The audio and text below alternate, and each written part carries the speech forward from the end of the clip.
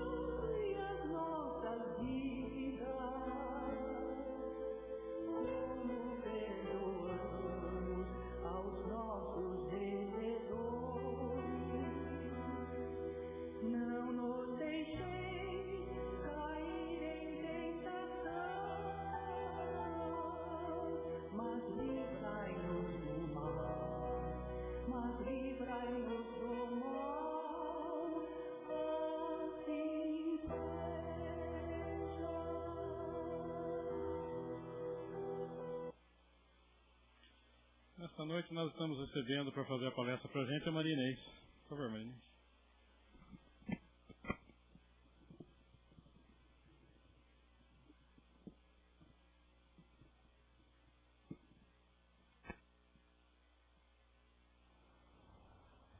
Vou deixar aqui.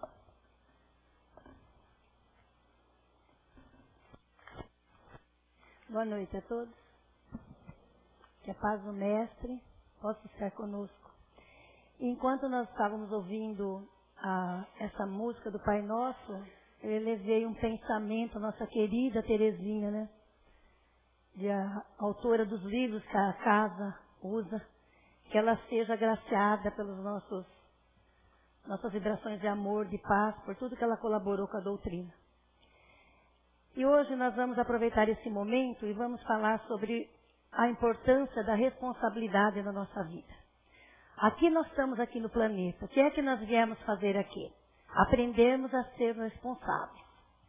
A responsabilidade é a obrigação que nós temos de prestar contas dos nossos atos, até pelas pessoas que estão ao nosso redor e também perante a lei de Deus. Todas as religiões dizem que quando nós deixamos o nosso corpo físico aqui na Terra, nós vamos encontrar com Deus. Mas bem longe desse Deus, nós não vamos encontrar ainda. Mas nós vamos encontrar com a espiritualidade e que vai ali, aonde nós temos que prestar contas do que nós fizemos, que deixamos de fazer, os compromissos que nós assumimos, os que nós fizemos e os que nós deixamos para trás. A responsabilidade, tá bom, Pedro? A responsabilidade, ela está ligada ao livre-arbítrio. Quanto mais liberdade nós temos, mais responsabilidade nós temos com aquelas atitudes, com aquela liberdade que nos foi dada. Por conta disso, a doutrina espírita, ela nos dá total liberdade. Mas o apóstolo Paulo nos dizia assim: tudo nós podemos fazer, mas nem tudo devemos. Por quê? Porque nós somos responsáveis por tudo aquilo que nós fazemos, pelo bem e pelo mal. Então a responsabilidade é o compromisso perante Deus. E a maior responsabilidade que Jesus deixou para nós foi o amor. E disse: amai-vos uns aos outros. E porque nós não entendemos devidamente esse pronunciamento do Mestre, essa orientação dele, e nós não tivemos a devida responsabilidade com essa máxima, é que ainda nós encontramos um mundo todo turbulento, com dor, com sofrimento, com violência, com tudo que a gente vem a assistir. fica à nossa disposição todos os dias aqueles talentos que nós trazemos, amealhados no nosso espírito, e que caem na nossa mão todos os dias, as oportunidades de progresso. E aí diz, a quem mais é dado, mais lhe será cobrado. Aquele que mais sabe, mais dele será pedido. E mais uma vez a doutrina espírita, que é a base de tudo para nós. Ela nos dá total liberdade, nos ensina sobre tudo, sobre todos os fatos, sobre todos os momentos, dá todas as explicações para nós, mas nos pede muito mais, porque a nós é muito mais dado, mas a nós, espíritas, muito mais vai ser pedido. E Jesus, quando quis falar sobre a responsabilidade, ele falou da parábola dos talentos, que todos vocês conhecem. E conta que um homem rico ia deixar por um tempo a sua terra, a sua casa, e ele tinha que deixar os seus bens aos servos. E ele escolheu 3 servos para deixar os talentos, que talentos era uma moeda forte da época. E é claro que ele escolheu os servos de acordo com a responsabilidade de cada um. E ao primeiro ele deu 5 talentos, ao segundo ele deu 2, e ao terceiro ele deu 1. E disse, tome conta desses talentos, e na volta eu venho a ter com vocês, e vocês prestem conta deles para mim. Na volta, o que ganhou 5, devolveu? Quanto? 10. Vamos ver se vocês estão ouvindo mesmo. O que ganhou 2, devolveu? 4. E o que ganhou 1, devolveu? 1. Falou, Senhor, como eu sei que o Senhor é um homem muito bravo, muito aterrorizador, eu fiquei com medo de perder o talento, portanto eu escondi na terra. Mas eu não perdi. Estou te devolvendo. E o Senhor disse a ele, se assim fosse, eu nem colocaria na poupança, eu colocaria na conta corrente. E ia ter a mesma coisa que eu tinha colocado. Não ia ganhar nada, mas ia ficar. Eu ia dar para você. Então tira dele e dá para aquele que mais tem. Está vendo? A quem mais é dado, mas será cobrado. Dá para aquele que tem 10. Porque ele vai fazer render. E você vai sofrer dor e ranger de dentes. Vai ficar no vale de lágrimas. O Evangelho, ele é bastante pesado. Se nós interpretarmos as palavras à luz na forma e não olhar para o conteúdo. Quando ele diz, você vai sofrer o ranger de dentes, haverá prantos e ranger de dentes, ele quer dizer justamente sobre a questão da responsabilidade nossa, quando nós caímos naquela ideia de que assim, o que eu fiz? E agora? Aí a gente cai no arrependimento profundo, e se nós não tivermos cuidado para sair dele, nós caímos na culpa, e da culpa nós caímos para o remorso. E quando nós caímos no remorso, nós ficamos aí a remoer aquela situação e não fazemos nada. Esse ranger de dentes, esse pranto de ranger de dentes que diz o Evangelho, é a nossa consciência pesada, relacionada a determinadas atitudes que nós vemos que já fizemos. E agora? O que fazer? O que fazer? Tem que fazer? Tem. Mas há aquele momento da consciência, que nós abrimos a nossa consciência e percebemos o erro que cometemos.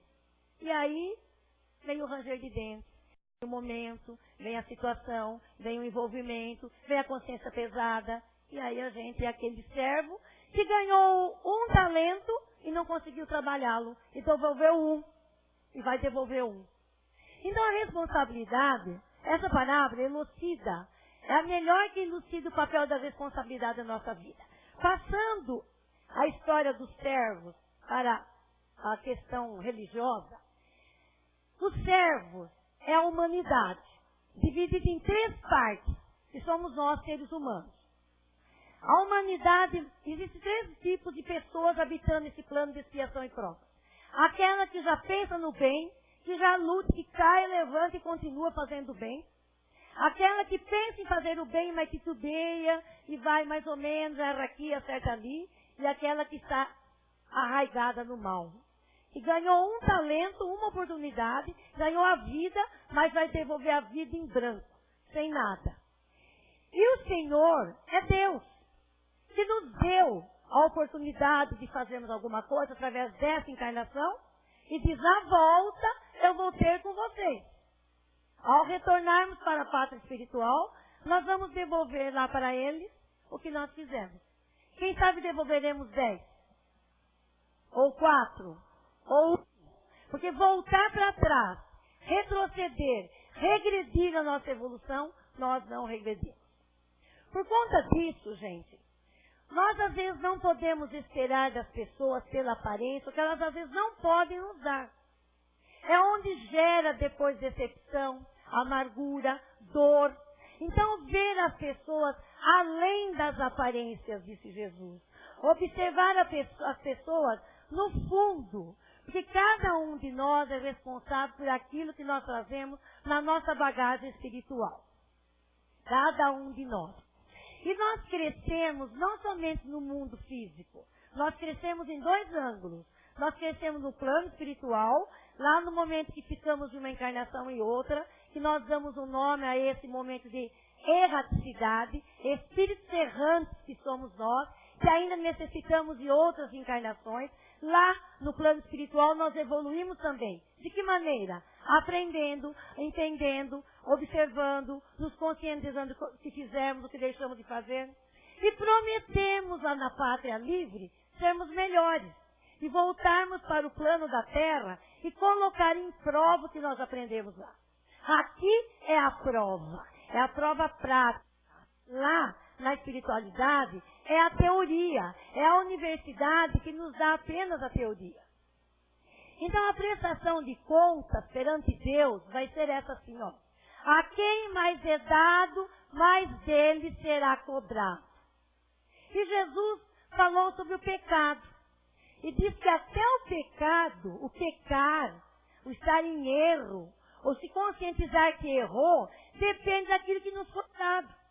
Há tantas pessoas que cometem erros, e para eles não são erros, porque não foi dado a eles aquela informação. Mas a nós que já foi dado, de nós será cobrado. Quando nós errarmos, quando nós estamos corretos. Então a cada um segundo as suas obras. E o que é segundo as suas obras? A lei divina. Nós vamos devolver lá segundo o que nós fizemos aqui na terra. Por isso que Jesus falou a maior oração. Qual é? Orai e vigiai. E quando ele falou da oração e da vigilância, ele falou da prudência. Que a prudência, sedes prudentes e vigilantes, falou Jesus. Entra aí a oração e a vigilância. E a prudência está dentro do livre-arbítrio. Nós temos liberdade de agir, de fazer o que nós quisermos fazer. O que nós quisermos. Mas nem tudo nos é lícito fazer. Porque nós temos que prestar contas. Então, prudência e responsabilidade, elas caminham de mãos dadas. Caminham de mãos dadas. Todo espírito que se atrasa na sua evolução, não adianta culpar o mundo. A responsabilidade é dele. Tanto quanto o mérito é daquele que se adianta. Daquele que adianta. Na sua evolução, o mérito também é dele. Então, a prudência está ligada com o livre-arbítrio. Eu tenho liberdade de agir. Mas se eu for uma pessoa prudente, eu vou saber que determinada atitude não vai ser muito legal. Não vai dar certo no fim da linha. Então, a prudência e a vigilância. E a responsabilidade. Vocês estão vendo? Nós estamos chegando na responsabilidade. E Jesus foi o homem mais prudente que existiu. Porque ele só falava através de histórias, de parábolas. Porque ele sabia que se ele falasse para aquele povo simples, o que hoje a doutrina prega para nós, ou de uma forma mais complexa, ninguém ia entender nada. Eles eram simples, pessoas imaturas, espíritos infantis imaturos. E quando os apóstolos perguntaram a ele, Senhor, por que o Senhor só fala em parábolas para eles? Porque a eles não entendem. Porque a vós é dado conhecer as coisas, mas eles não. Aqueles apóstolos que estiveram com Jesus, já estavam preparados para aquele momento. Não caíram de paraquedas numa causa, como nós também não caímos nessa causa de paraquedas. Os apóstolos estiveram lá juntamente com Jesus, preparados para pregar a boa nova, para entender a boa nova. Aí Jesus respondeu a eles, A vós, apóstolos, que são os enviados, é dado conhecer todas as coisas. Mas a eles, a esse povo simples, não. Eles ouvindo não ouvem, vendo não veem. Querendo dizer, não compreendem. Então não adianta eu falar muito pesado. Eu tenho que falar historinhas. Bem-aventurados sois vós, disse Jesus, os vossos olhos, que vendo veem, e os vossos ouvidos, que ouvindo ouvem. Quer dizer, que tiram o ensinamento de uma situação. Que tiram o ensinamento de alguma informação, de qualquer coisa que venha acontecer. Então, gente, Jesus, se falasse diferente aquele povo simples, estaria jogando pérolas aos porcos. Olha que expressão forte. O que é jogar pérolas aos porcos? É ensinar para uma criança de 7 anos um assunto de universidade. Ele vai entender? Não.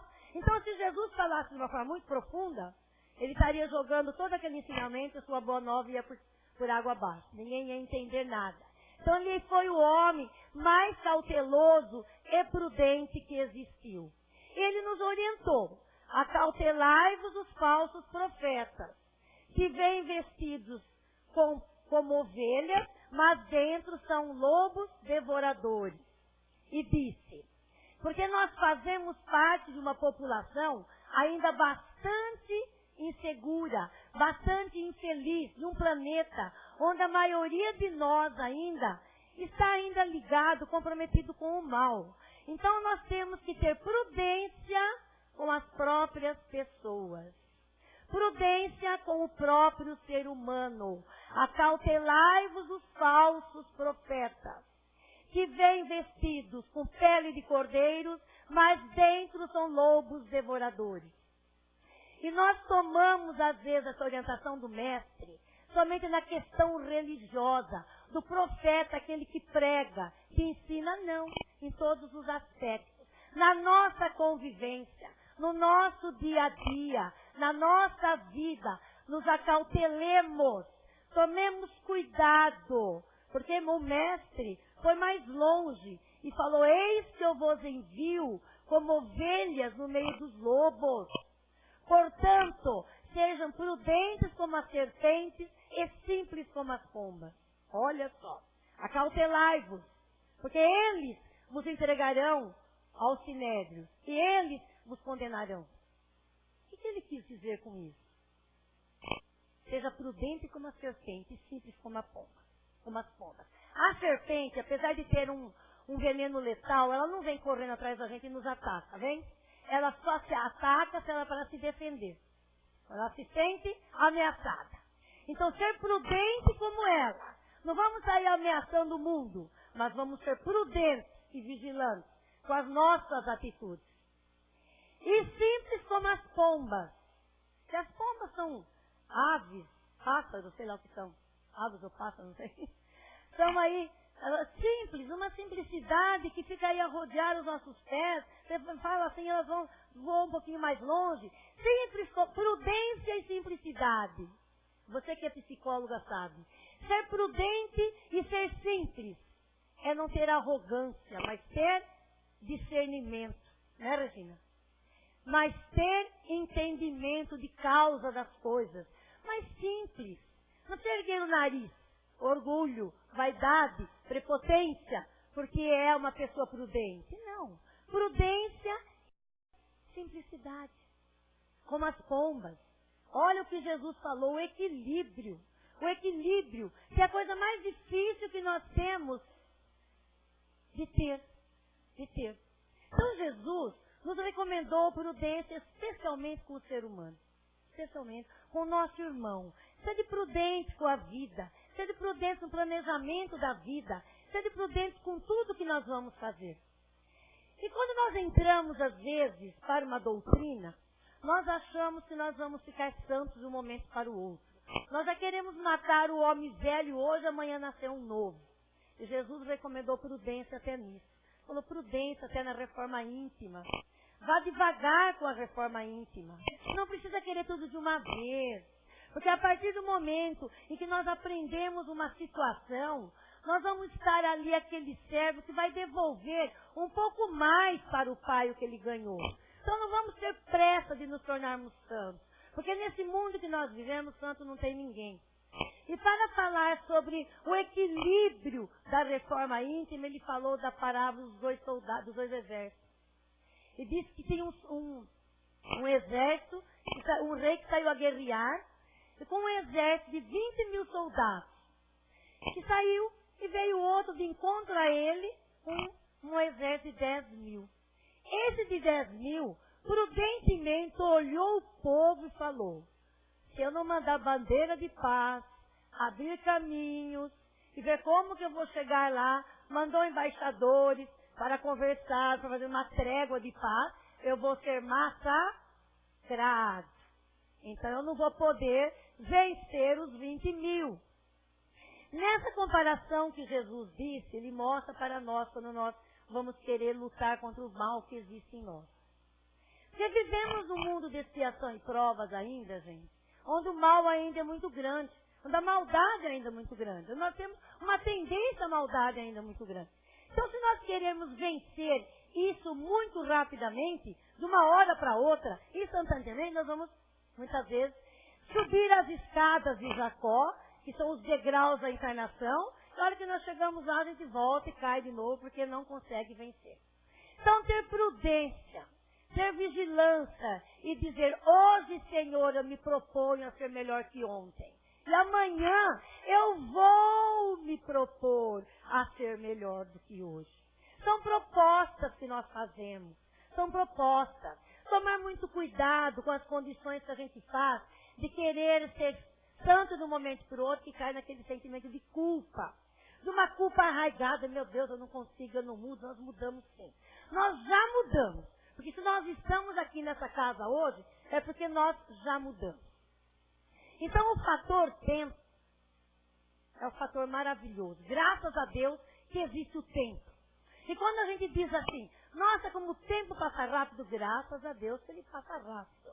Porque aí está na dor, está no bem e está no mal. O tempo é o fator magno para tudo na nossa vida. A gente diz: é só o tempo. Dá tempo ao tempo. Então o tempo na reforma íntima é para nós coisa maravilhosa, porque nós temos tempo de atender ao chamado do mestre. Quando ele chegou ao mancebo rico e falou para ele: se você quiser me seguir, largue tudo que você tem e siga-me. E o mancebo rico achou que ele tinha que ficar pobre, mendigando lá na porta das instituições sociais, pedindo horas aguardando. Não foi isso que o mestre falou. Largue tudo que tem a imponência, o poder, o ter. Porque nós nos preocupamos muito com o ter e esquecemos do ser. E aquele que é, já tem. O que tem não é. Quantas vezes tem poder as máscaras que nós deixamos cair. Quantas vezes nós deixamos cair as máscaras que nós colocamos uma vida em nós e de repente ela vai por terra. É porque nós só tínhamos e nós não éramos. Então quando Jesus falou: vá, largue tudo que tem e siga-me, ele falou justamente do ser. Seja alguém. Largue tudo. Renuncie ao mal. Coloque o exército bem e luta contra o mal. Mas vá com prudência. Vá com vigilância. Porque todo aquele que ouvir as minhas palavras e a seguir é o homem sensato, que constrói a sua casa sobre rocha.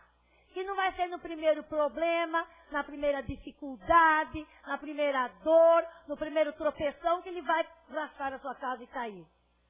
Mas aquele que ouve meus ensinamentos e não os coloca em prática, é semelhante ao homem insensato, que no primeiro vendaval a casa vai ruir. Que casa é essa? Jesus falava em parábolas. Ele não estava se referindo à casa material. Estava se referindo à casa espiritual. Moral, nossa casa de moral, de emoção, de sentimento. Enfim, a nossa casa espiritual. Os nossos conhecimentos. Então aí ele diz sobre a casa construída sobre rocha e a casa construída sobre areia. passamos por um momento de muita turbulência, de muita dificuldade, das paixões que imperam em nossos corações ainda, porque nós somos imprudentes durante 2000 anos, e lá vai algumas pedradinhas. E Jesus disse, sejam prudentes e sensatos, construam suas casas sobre rocha. Nós passamos por esses momentos ainda turbulentos, porque nós não prestamos atenção ao chamado do Mestre, que diz, se quiser me seguir, largue tudo que eu tenho, que tens, e siga. E falou da oração, e falou da prece, que é um suporte de vigilância. Por isso que ele falou orai e vigiai. A oração nos abre os canais, ó. Não é aquela oração decorada. Às vezes está aqui, Senhor, mais um dia na minha vida. Me oriente na minha caminhada, pronto. Abrir os canais, porque aqui, ó, isso aqui liga a espiritualidade.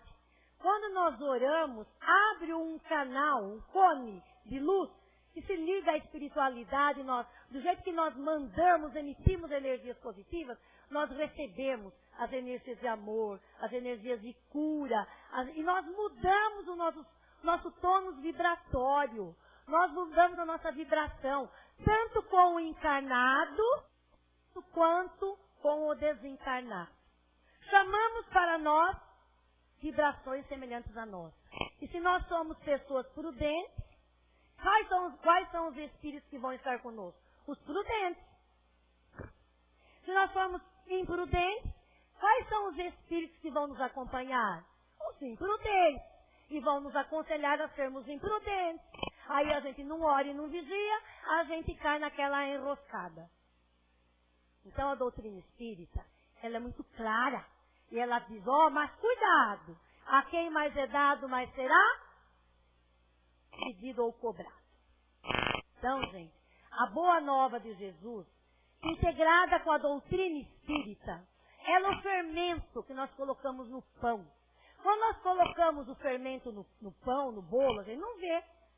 Se vai, mistura, cresce bonito, cheiroso, aquele pão. A gente não vê o fermento. Se ele passar um pouco da quantia, a gente começa a sentir o sabor, não é?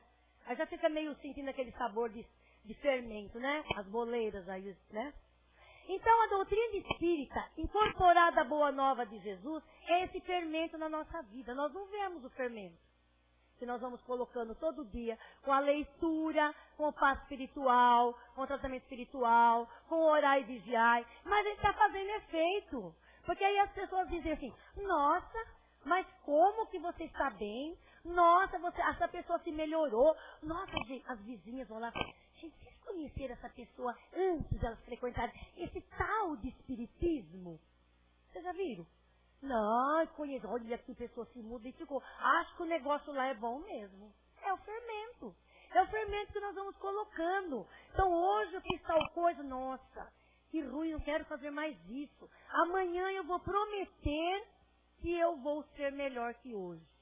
Aí a reforma íntima compassada, prudentemente, com responsabilidade, nos dando livre-arbítrio para agirmos dessa da outra maneira, mas com responsabilidade. Aí nós abrimos o Evangelho de Jesus e começamos a ler as passagens, parece que nós nunca lemos aquilo. Porque o Evangelho de Cristo é igual a uma estrela. A gente olha a estrela assim a olho nu e vemos o brilho dela lá. Quanto mais a gente se aproxima dessa estrela, mais ela vai brilhar para nós. Mais o brilho vai ser intenso. É igualzinho o Evangelho de Cristo, o livro mais lido no mundo ocidental. Por quê?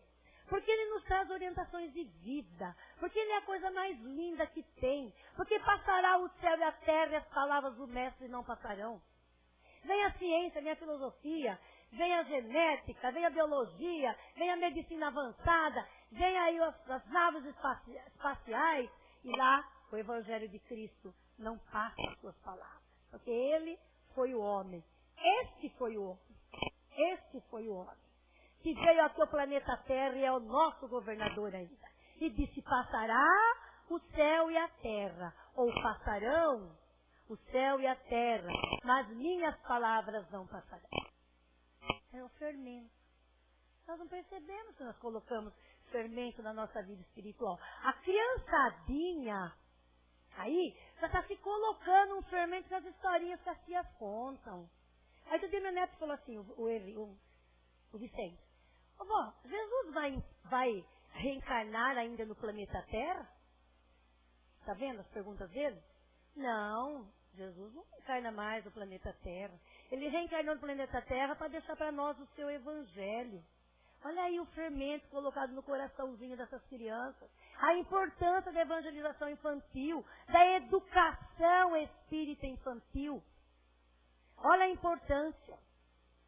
E quando Jesus escolheu os 12 apóstolos, entre aqueles discípulos, ele dizia, vá e pregue em meu nome, e de pregar o evangelho, ele sabia para quem ele estava dando os talentos. Ou pensa que ele achou que qualquer um servia para os talentos dele? Não. Eles sabiam que eram pessoas preparadas para aquele momento. Porque apóstolo significava o enviado de Deus para o planeta Terra para pregar a mensagem de Cristo. E ele deixou a eles a maior responsabilidade da implantação do Evangelho. E orientou, vá, prega o Evangelho, fale em todos os lugares, pregue em meu nome. E após a morte de Jesus, quem que adentra a pregar? O maior perseguidor dos cristãos, o apóstolo Paulo, que pregava em nome de uma religião, encontrou Jesus na estrada de Damasco, Jesus em espírito perispiritual, e disse a ele, Paulo, Paulo, porque tu me persegues? Paulo cegou naquela hora. Por 3 dias se refugiado no deserto, cego, pela luz do mestre. Mas disse, Paulo, vai e pregue o meu evangelho. E Paulo, eu adoro falar de Paulo, porque é aquele que errou, é aquele que sofreu as trevas e a dor da consciência, mas é aquele que se levantou e continuou a sua caminhada. Paulo, o grande apóstolo que nós citamos, o apóstolo, teve a confiança do mestre, a credibilidade e não desistiu. É o que o mestre pede para nós. Novos apóstolos do Evangelho de Cristo, a doutrina espírita. Nós somos os novos apóstolos. E ele nos pede, ide, todos vós, e pregue o Evangelho. Aí vocês vão dizer assim, eu não sei falar, eu sou tímida, não sei falar nada, não consigo. Não é isso que ele quis dizer. Prega o Evangelho na sua vida, no dia a dia, na conduta, no interior, na sensatez das coisas. Prega o Evangelho na convivência do lar, na família, com os filhos. Prega esse Evangelho. É isso aí que ele está pedindo. Porque ele também desanimou uma hora, o apóstolo Paulo, e falou, meu Deus, o bem que eu quero fazer eu não faço, e o mal que eu já não quero eu faço, com a maior facilidade. E nós estamos assim? Nós não queremos mais fazer o mal. A gente acaba fazendo sem querer. Acaba. Aí, mas ele não desistiu. Ele continuou na sua sensatez, na sua prudência e vigilância, e ele chegou naquele ponto em que ele se definiu. Hoje, não sou mais eu quem vive, mas o Cristo vive em mim. O que o apóstolo quis dizer? Que hoje, quando nós somos pessoas, servos prudentes e sensatos, nós não vivemos mais por conta da imprudência. É o Cristo que já vive em nós. Então nós vamos dizer assim, essa situação, essa atitude não é legal para mim e me digo cristã.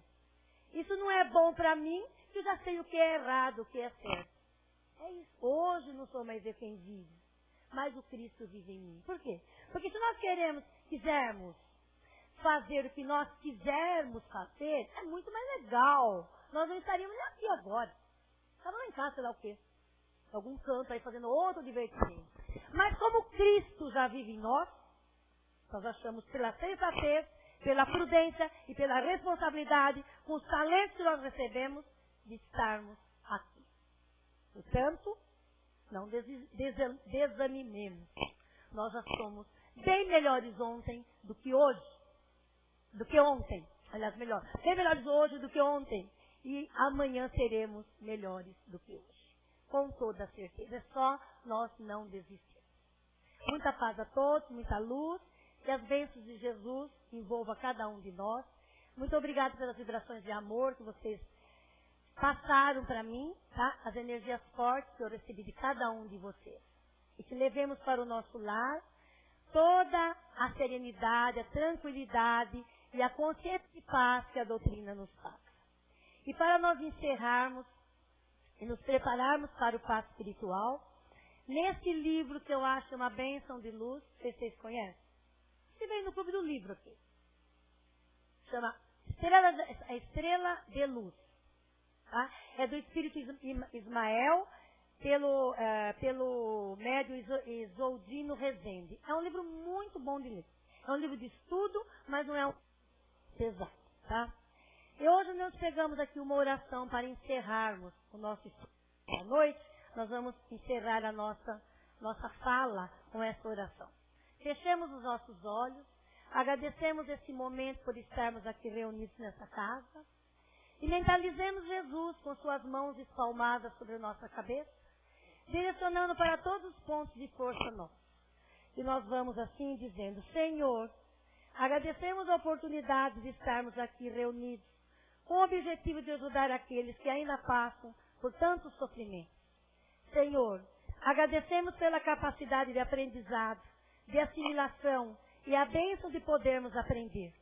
Peço que nos guie sempre no caminho de luz, para que possamos perceber nossos erros e aprendermos com eles.